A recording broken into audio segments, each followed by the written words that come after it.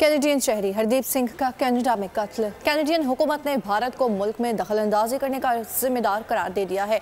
Canadian वज़ीर आज़म Justin Trudeau ने वाज़ेह कर दिया है कि कैनेडियन इंटेलिजेंस ने हरदीप सिंह की मौत और भारतीय हुकूमत के दरमियान ताल्लुक की निशानदही की है, जबकि इसके अलावा नई दिल्ली ने भी एक दूसरे से सफारतकारों के बेदखल कर दिया है।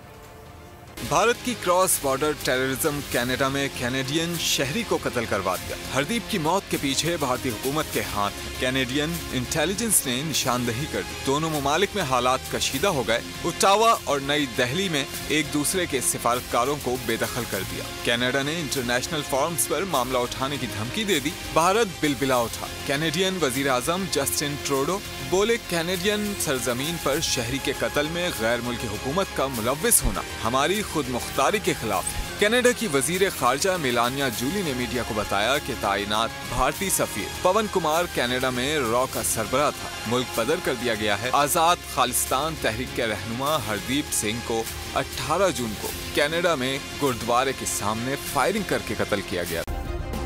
सब्सक्राइब करें और बेल दबाएं ताकि कोई खबर रह न जाए।